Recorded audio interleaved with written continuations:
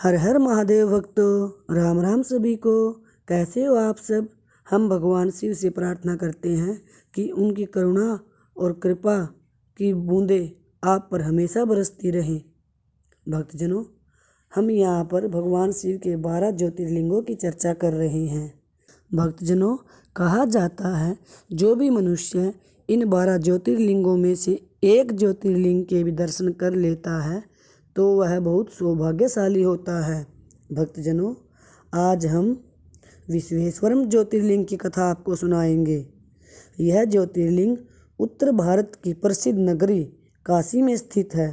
काशी के बारे में कहा जाता है कि प्रलय काल आने पर भी, सृष्टि का अंत होने पर भी प्रसिद्ध काशी नगरी का लोप नहीं होता और प्रलय काल में भूत भावन भगवान शिव इस नगरी को अपने त्रिशूल पर धारण कर लेते हैं और सृष्टि काल आने पर पुनः यथास्थान अवस्थित कर देते हैं।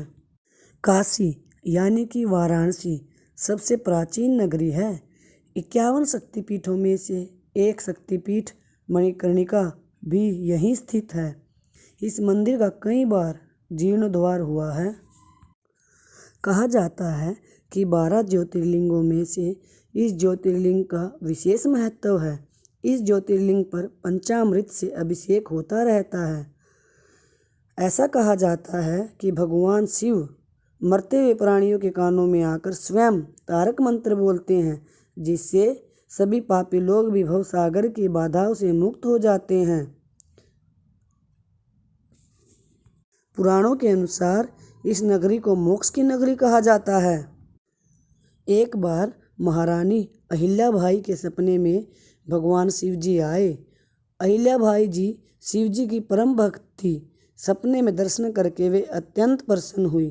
फिर उन्होंने भगवान शिव के विश्वेश्वर इस मंदिर का जीर्णोद्धार करवाया था।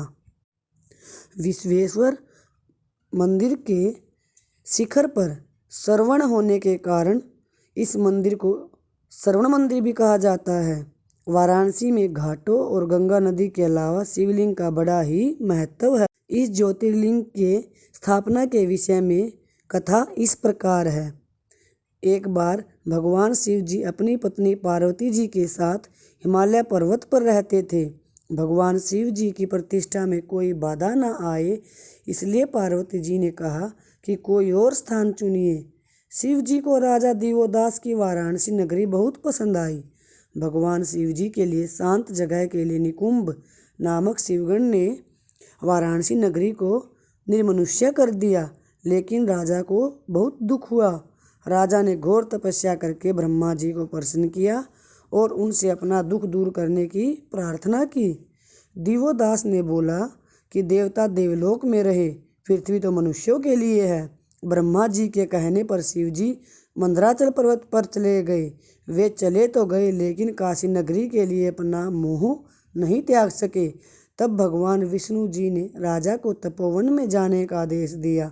उसके बाद वाराणसी महादेव जी का स्थायी निवास हो गया और शिव जी ने अपने त्रिशूल पर वाराणसी नगरी की स्थापना की। विश्वेश्वर ज्योतिर्लिंग की स्थापना के विषय में एक अन्य कथा इस प्रकार है। एक बार ब्रह्मा जी और विष्णु जी भगवान में बहस हो गई थी कि कौन बड़ा है। तब ब्रह्मा जी अपने वाहन हंस के ऊपर बैठकर स्तंभ का ऊपरी छोर ढूंढने लगे और विष्णु जी निचला छोर ढूंढने लगे। तब स्तंभ में से प्रकाश निकला। उसी प्रकाश में भगवान शिव जी प्रकट हुए। विष्णु जी ने स्वीकार किया कि मैं अंतिम छोर नहीं ढूंढ सका, लेकिन ब्रह्मा जी ने झूठ कहा कि मैंने खोज लिया है। तब शिव जी ने ब्रह्मा जी को श्राप दिया कि उनकी पूजा कभी नहीं होगी, क्योंकि खुद की पूजा कराने के लिए उन्होंने झूठ बोला था। तब उसी स्थान पर शिव जी ज्योतिर्लिंग के रूप में विराजमान हो गए।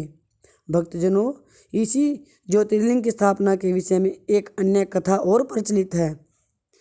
कहा जाता है कि भगवान शिव जी अपने भक्त के सपने में आए और कहा कि तुम गंगा में स्नान करोगे, उसके बाद तुम्हें 2 शिवलिंगों के दर्शन होंगे। उन दोनों शिवलिंगों को तुम्हें जोड़कर स्थापित करना होगा, तब दिव्य शिवलिंग की स्थापना होगी। तब से ही भगवान शिव माँ पार्वती जी के साथ यहाँ विश्वेश्वर ज्योतिर्लिंग के रूप में स्थापित हैं। भक्तजनों, यह विश्वेश्वर धाम माँ देवी के 51 शक्तिपीठों में से एक है। यहाँ माता सती के दाहिने कान की मणि गिरी थी, तब से ही इस स्थल का नाम मणिकर्णिका शक्तिपीठ है। इस काशी नगरी में प्रवेश करने मात्र से ही भक्तगणों के संकट दूर हो जाते हैं और उनकी मनोकामना पूर्ण होती है। भक्तजनों, आपको विश्वेश्वर ज्योतिर्लिंग की कथा कैसी लगी, कमेंट में अवश्य बताएं। अगर आपको भगवान शिव की चर्चा सुनना अच्छा लगता है और आपकी आत्मा कहती है तो इस चैनल को सब्सक्राइब अवश्य करें। कथा सुनने के लिए आप सभी का धन्यवाद। हर हर महादेव भक्तों, राम राम सभी को।